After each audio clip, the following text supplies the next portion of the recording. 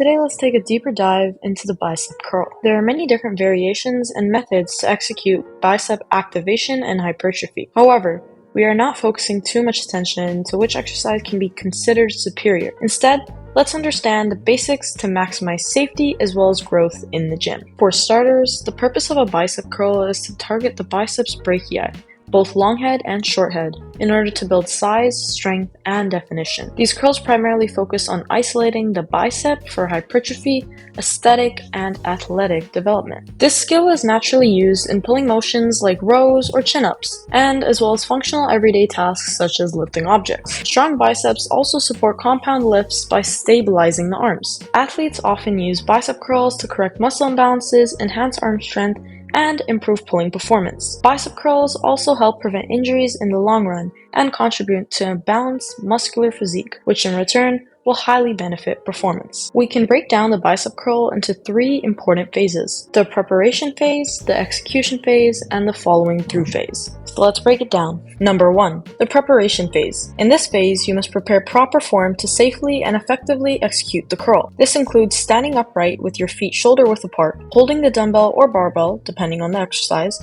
with an underhand grip, keeping your elbows close to your torso with your back straight and core engaged to maintain stability. Number 2, the execution phase. This one is fairly straightforward. This is the proper form that is needed in order to execute the curl. Slowly curl the weight upward by bending your elbows, keeping your upper arms stationary, squeezing your biceps at the top of the movement without letting your elbow drift forward. Number 3, the follow-through phase. This is the last phase after the curl is successfully achieved. Gradually lower the weight back to the starting position, controlling the descent to maintain tension, fully extending your arms without locking your elbows, preparing for the next repetition. These three phases are then repeated again and again until the bicep is no longer able to stimulate power. Now let's take a look at some common mistakes. In the gym, it's okay every once in a while to try and push your limits in efforts to achieve a greater load. However, being able to lift heavier weight doesn't always result in more growth, especially when there's a risk of improper form. The first most common mistake comes naturally to most, and can be a direct consequence of ego lifting.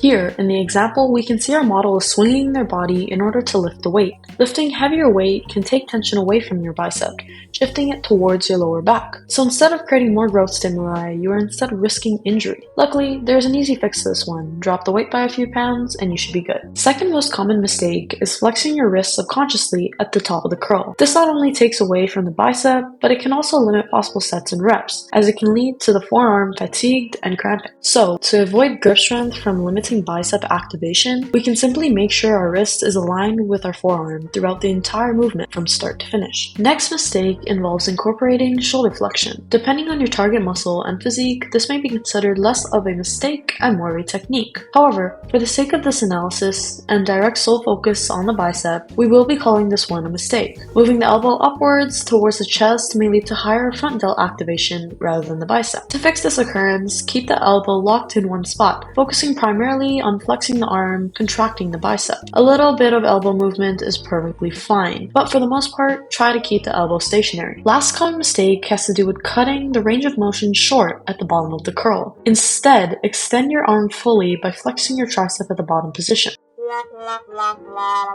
Once again, now here's an example of proper form, after taking into consideration all common mistakes. Notice the control displayed with the minimal elbow movement during the eccentric and concentric phase. The wrist is aligned with the forearm, allowing direct tension on the bicep. The core muscles are engaged, avoiding load on the lower back, and at the bottom of the curl, the triceps are flexed to ensure full range of motion during the movement. Yay! Alright guys, now I know that was a lot of information, but I hope you guys found it helpful. And as always, if you guys wish to support me, please like and subscribe, and I'll see you guys on the next one. Bye!